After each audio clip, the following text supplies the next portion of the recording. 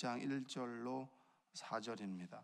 야고보서 1장 1절로 4절 말씀입니다.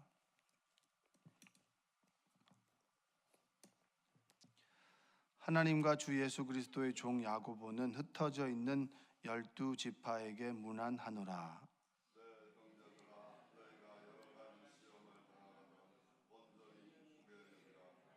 이는 너희 믿음의 시련이 인내를 만들어내는 줄 너희가 알미라.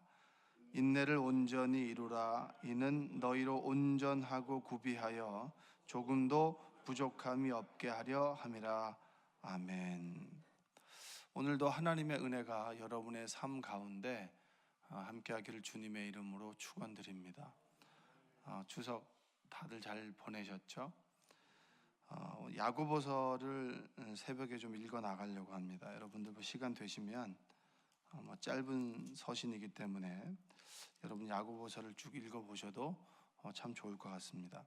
그 야고보서는 그 예수님의 동생인 야고보가 쓴 서신입니다. 제 동생이 형에 대해서 예수 그리스도다라고 얘기하는 것은 참 쉽지 않습니다. 같이 자랐고 같이 태어났다라고 믿었는데 어느 순간 그분이 형이 나에게 구세주가 된다라고 하는 고백은 참으로 힘든 고백이기 때문에 이 야고보서가 또 의미가 있는 것입니다. 신약 성경에는 3명의 야고보가 나옵니다. 누가 어떤 야고보가 야고보인지 참 헷갈릴 수도 있겠죠.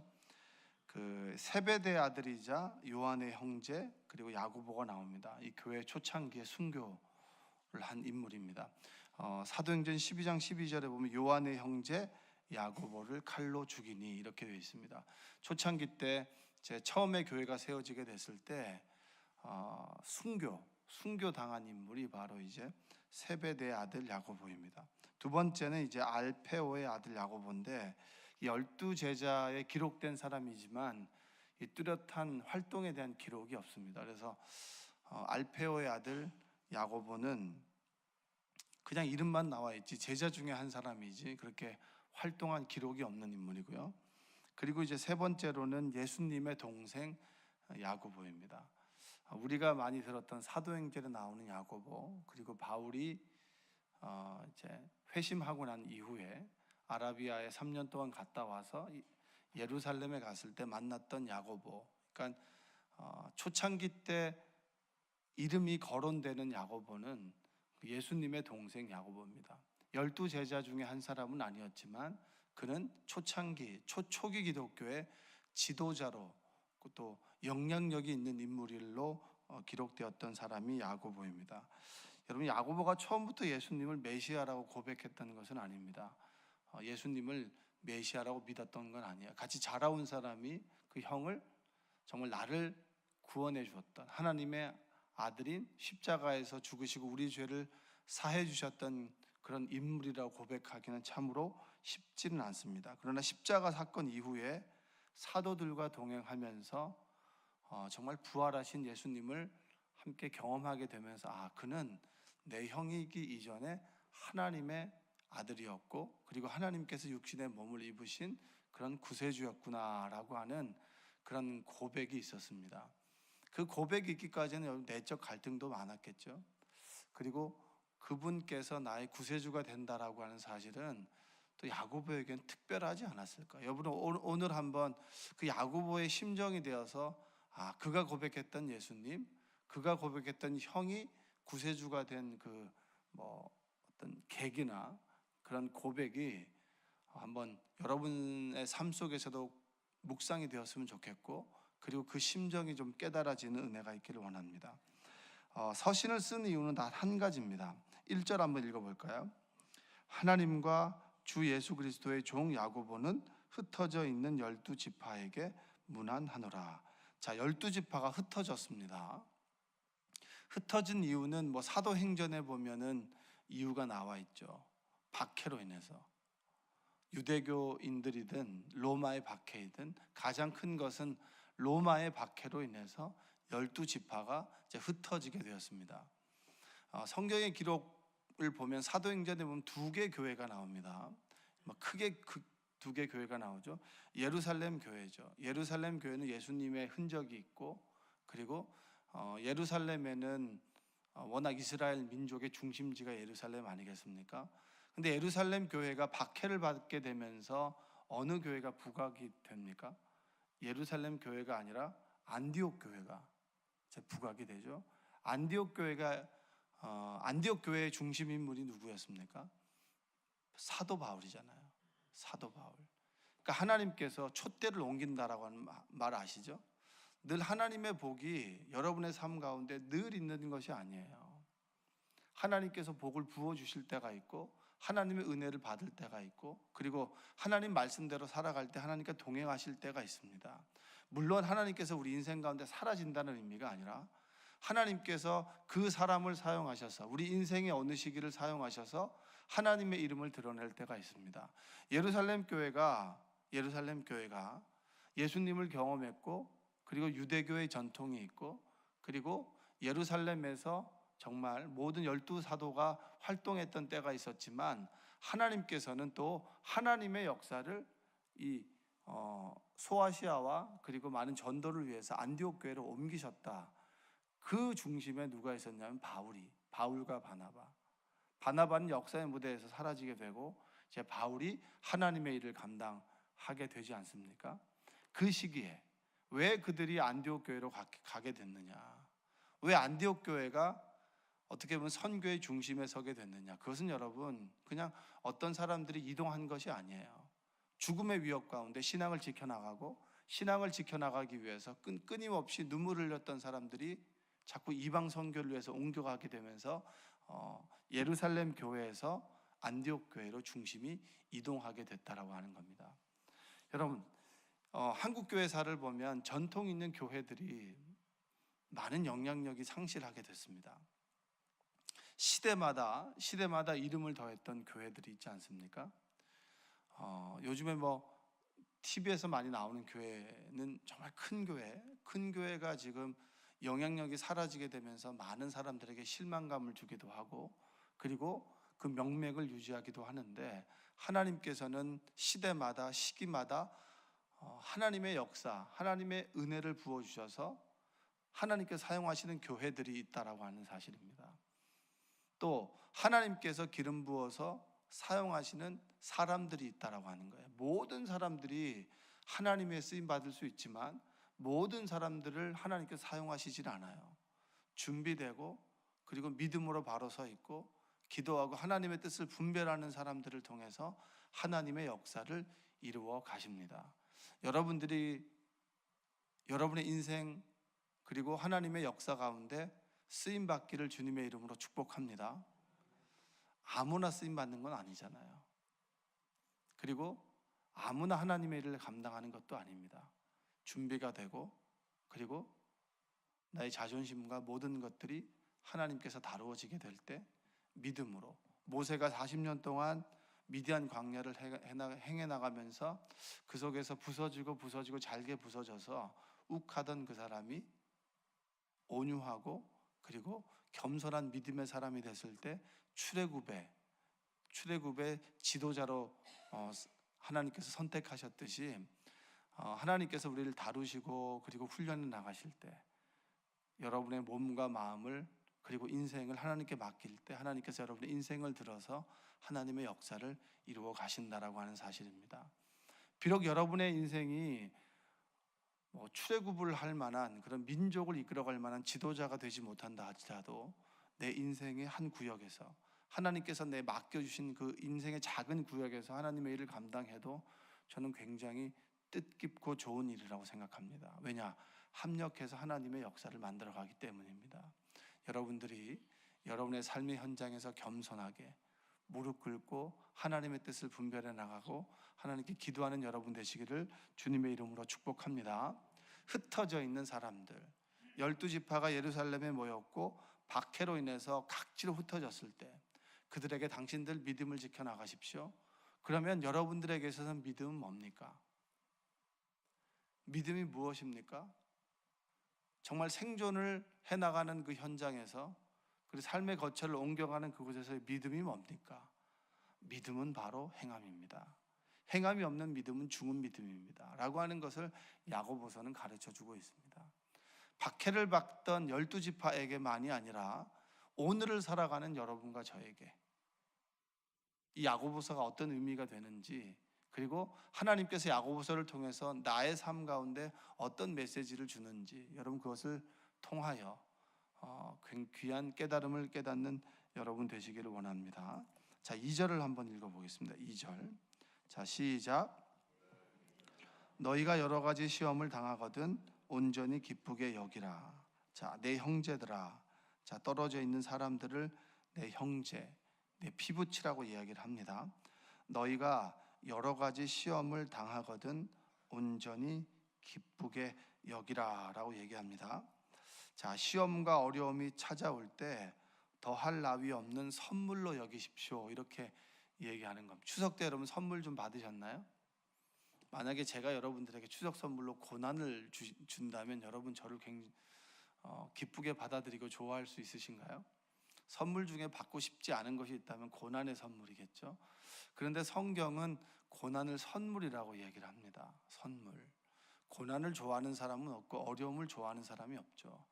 뭐 고생은 사서도 한다 뭐 이런 얘기를 하지만 사서 고생하는 경우는 별로 없습니다. 인생에 우리가 고난을 사지 않아도 고난은 우리 삶 가운데 언제나 찾아오는 것이기 때문에 일부러 고난에 처할 필요는 없죠. 그 인생을 좀 우습게 보고 인생을 아주 좀 하찮게 여기는 사람들이 하는 태도일 수 있겠죠. 자, 고난은 원하든 원하지 않든 간에 우리 인생 가운데 공평하게 찾아옵니다. 그 사람이 육신의 고난이 없다 하더라도 마음의 고난이 찾아올 수 있고 공평하게 우리 인생 속에 고난은 찾아오게 되는데, 야고보는 이런 얘기를 하는 거예요.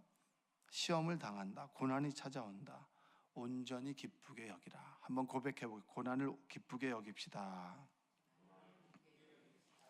자, 시험이 찾아올 때 우리가 고난을 기쁘게 여길 수 있는 이유는 하나님의 간섭하심과 고난을 통하여 믿음이 있는 사람이라면 고난을 통해서 하나님의 역사하심을 경험할 수 있기 때문입니다. 할렐루야. 고난 가운데 하나님의 은혜가 임하고 고난 가운데 하나님의 역사하심을 경험할 수 있다. 그런 것들이 쌓이고 쌓여 나의 믿음이 형성되게 되는데, 야고보는 내 인생 가운데 죽을 뻔한 위협도 있고 그리고 정말 살 소망이 끊어진 그 순간도 있었는데, 그 순간을 지나고 보니까 그 고난 가운데 하나님께서 함께 하셨고 그 고난 가운데 나의 믿음이 보여지더라. 나의 진정한 믿음의 분량이 어느 정도인지를 고난 가운데, 시험 가운데 난 알게 되었다. 그것이 야고보의 고백이라고 하는 겁니다. 여러분, 시험 속에서 우리의 믿음의 진정성이 보여져요. 할렐루야. 믿음이 진짜인가 진짜가 아닌가는 시험을 통해서 그 우리의 믿음의 분량이 보여지게 됩니다. 그 사람이 높고 낮고가 아니라 그 사람이 경험한 시험의 정도에 따라서 나의 믿음이, 우리의 믿음이 점수를 드러내게 되는 거예요. 몇 점이다. 100점 만점에 50점이다, 60점이다. 이것은 시험에 딱 처하게 될 때, 시험만 찾아오면 자라목처럼 쏙 들어가는 사람이 있어요. 어떤 사람이 시험이 찾아올 때 우직하게 그냥 견뎌내가는 사람이 있어요. 그러면 여러분 믿음의 점수가 나오는 거예요. 그래서 시험이 찾아오거든 온전히 기쁘게 여기라. 내 믿음이 몇 점인 줄 알고 내가 하나님 앞에서 구원받을 믿음인지 아닌지를 스스로 알게 되는 것이 시험이라고 야고보는 우리에게 이야기해 주고 있습니다. 믿음의 사람들은 이를 고백을 하죠. 고난이 유익이라고. 고난 다음에 누가 찾아온다고 하죠? 축복이 온다고. 여러분 그런 고백 해보신 적 있으시죠?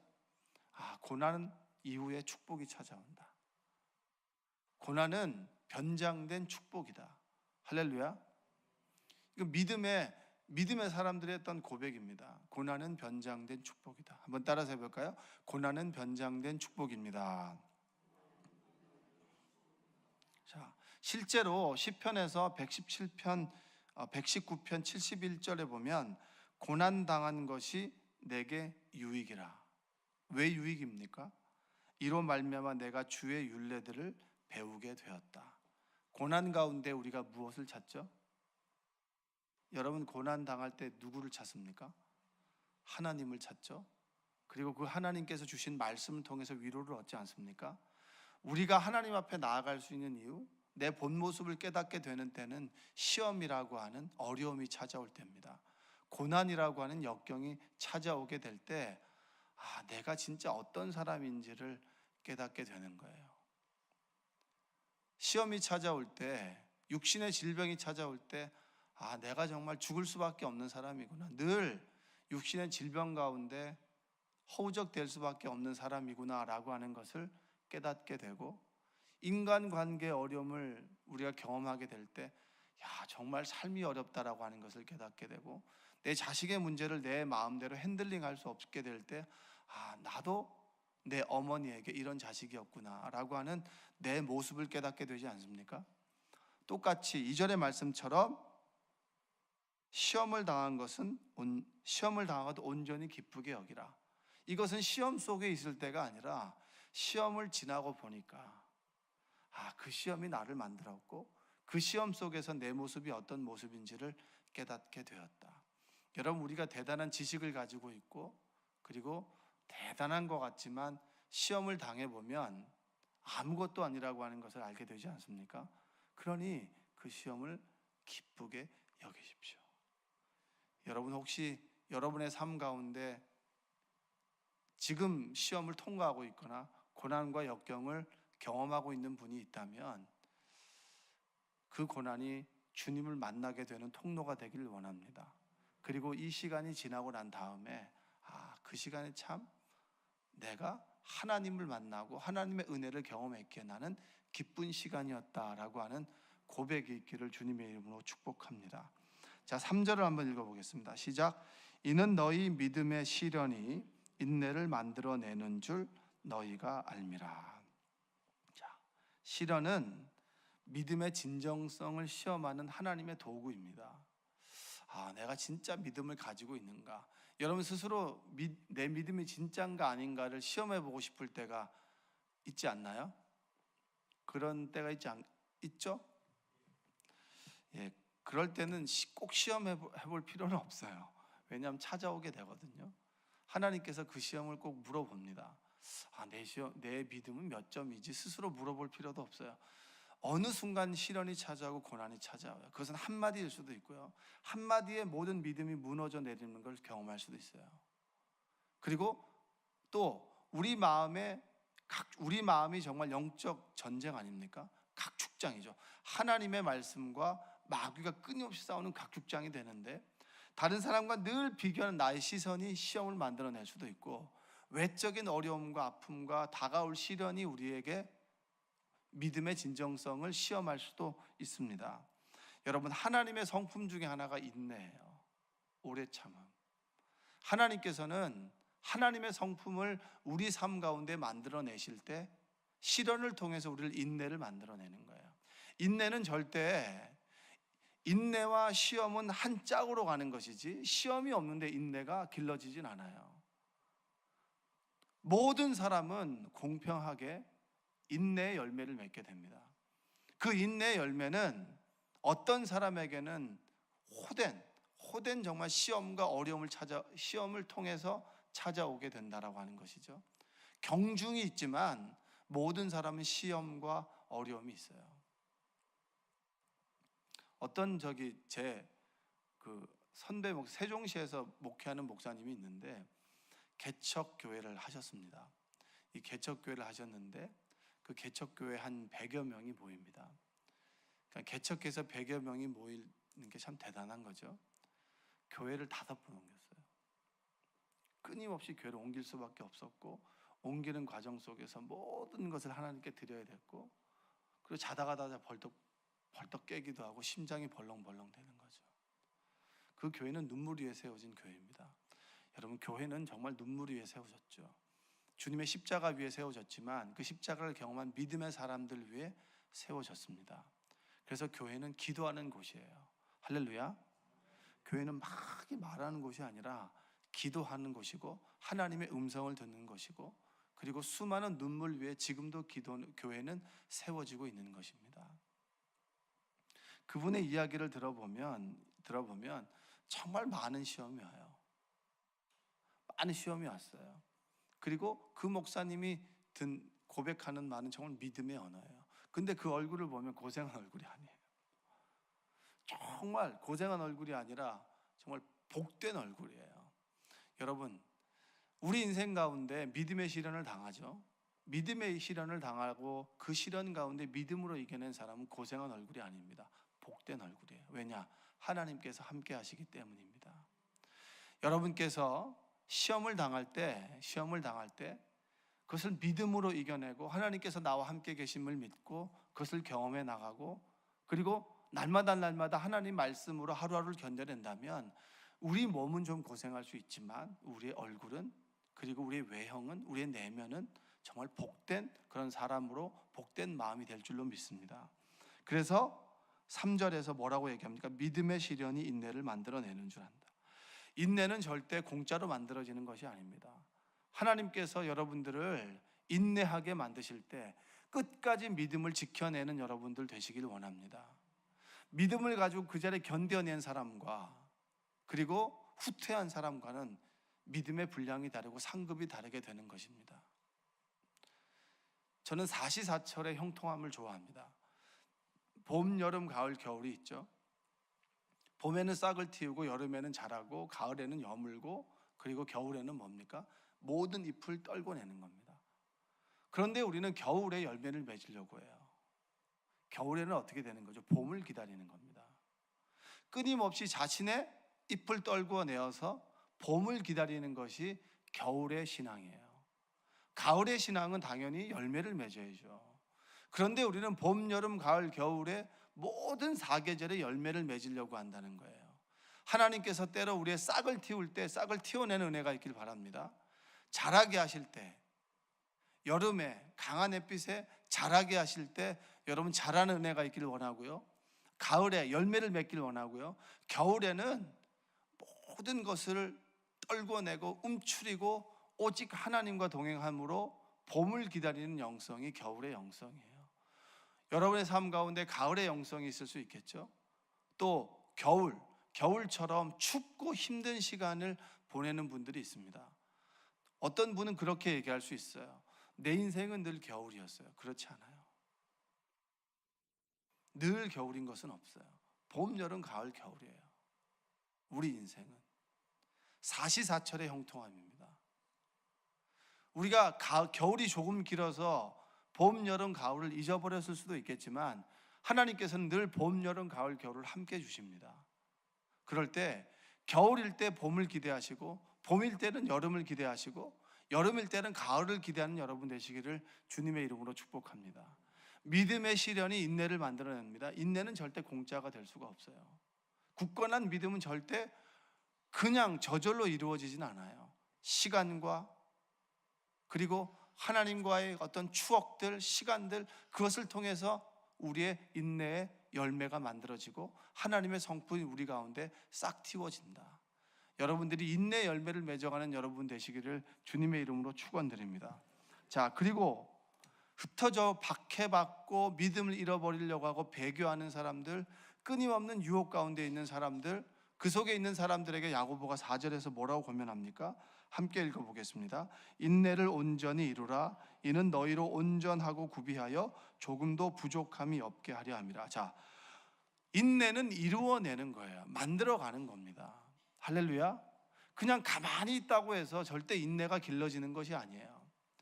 바람이 불어오면 가만히 있는 게 아니죠. 내 몸을 지켜내는 겁니다. 바람에 맞서서 내가 나아가지 못하지만 내 자리를 지켜나가는 것은 눈물이고 정말 노력이라고 하는 거예요.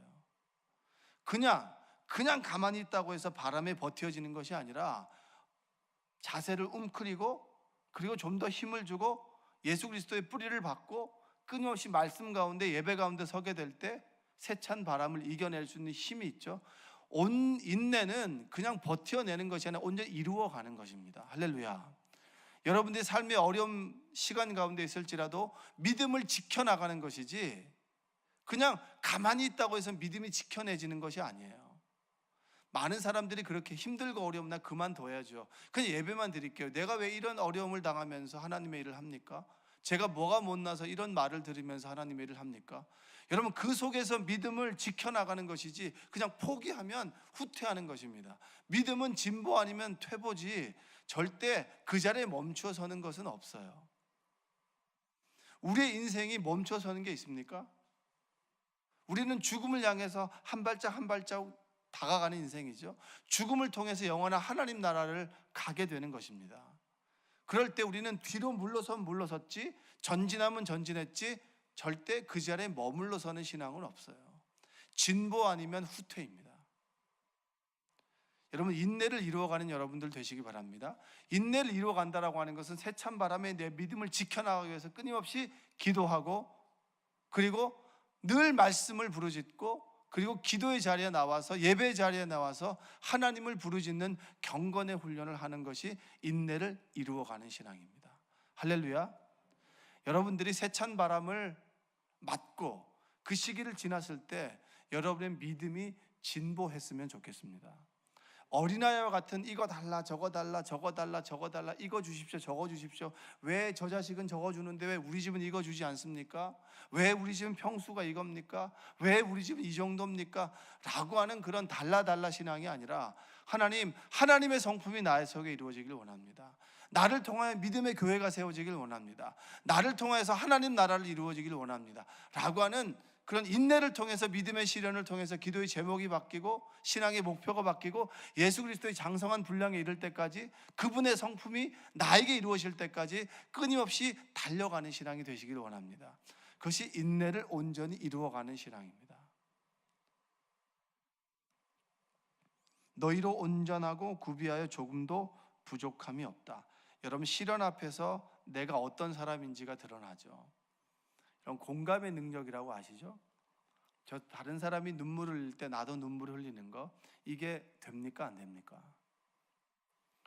그것을 비슷한 경험을 해본 사람은 눈물이 나지만 그 비슷한 경험을 해보지 않은 사람은 눈물이 안 나요. 실패를 경험하지 않은 사람은 절대 실패한 사람 앞에서 그것을 공감할 수가 없어요. 그냥 그런 표정을 짓는 거죠. 우리는 모두 시련을 경험합니다. 시련 앞에서 내 미천이 드러나요. 아, 난 이런 사람이구나. 넘어져 보기도 하고. 여러분은 늘 말씀 따라 쭉 가고 싶으시죠? 늘 직진하고 싶으시죠? 여러분, 모든 세상의 것들은 직선이 없어요. 곡선이에요. 인간이 만들어낸 것은 직선이죠. 고속도로는 직선이죠. 그러나 하나님께서 만들어낸 자연 산길은 곡선입니까? 직선입니까? 곡선이에요. 늘 우리는 비틀비틀 가게 되는 인생이고, 늘 넘어지는 인생이고, 늘 넘어짐에도 하나님을 부여잡고 다시 일어서는 인생이 우리 인생이지, 그러나 우리는 늘 직진의 인생을 바랍니다. 하나님 앞에서 직진으로 걸어갔던 믿음의 사람들은 거의 없습니다. 늘 비틀비틀하면서 하나님 앞에서 내 모습을 보게 되고 내 미천이 드러나게 되고, 하나님, 전 이런 사람입니다. 회개하고 다시 돌아오고 하나님의 주신 은혜를 가지고 다시 살아가는 거. 그런 인생을 살아갈 때 옆에 있는 사람들의 어려움과 아픔이 보이고 함께 기도해주고 울어줄 수 있고 안아줄 수 있는 그런 진정한 믿음의 사람들이 되는 겁니다.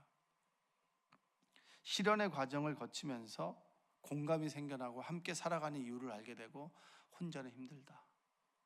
자신의 미천을 아는 사람만이 중보기도 요청하는 거예요.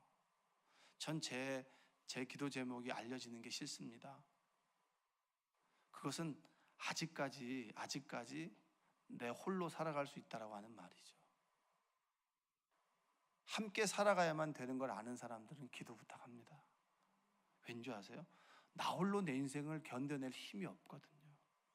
기도 좀 해주세요. 좀 기도해 주셔야 살 것 같습니다. 함께 기도해 주셔야 이 길을 걸어갈 수 있을 것 같습니다. 내가 인내를 온전히 이루고 싶은데 나 홀로는 너무 힘듭니다. 주님께서 함께 하시는 것도 압니다. 그러나 내 눈에 보이는 함께 살아갈 이웃이 필요합니다. 믿음의 형제 자매가 필요합니다. 나 좀 위해서 기도해 주십시오. 오직 주님만을 바라볼 때 나 홀로 이 문제를 해결할 수 있는 힘이 없다라고 느끼는 그 순간에 우리가 뭐하죠? 중보 기도를 부탁하는 거예요. 그게 함께 살아가는 겁니다. 믿음의 시련을 통해서 온전히 우리가 함께 살아가는 법칙을 배우고 인내를 통하여 우리가 나는 어떤 사람인가를 정확하게 아는 겁니다. 그거 모르는 사람들은 어떻게 되겠죠? 이런 경험을 통해서 깨어지고 부서져야죠. 그럴 때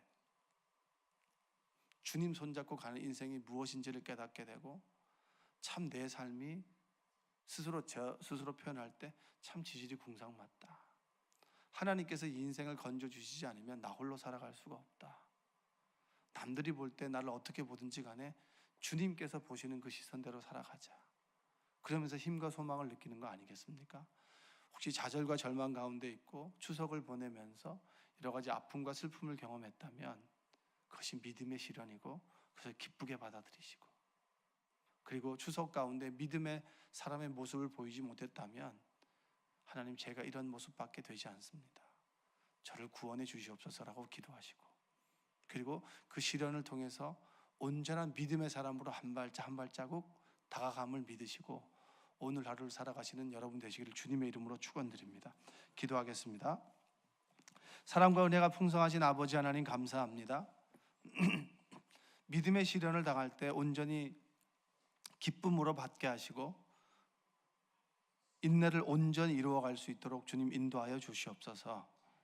늘 믿음의 시련 앞에서 도망가고 멈춰서고 그리고 그 속에서 원망과 좌절했다면 다시 일어서서 한 발짝 걸어가길 원합니다. 주님 함께하여 주시고 이 시간 기도 가운데 살아계신 주님을 만나길 원하오니 하나님 함께하여 주시옵소서. 예수님의 이름으로 기도합니다. 아멘.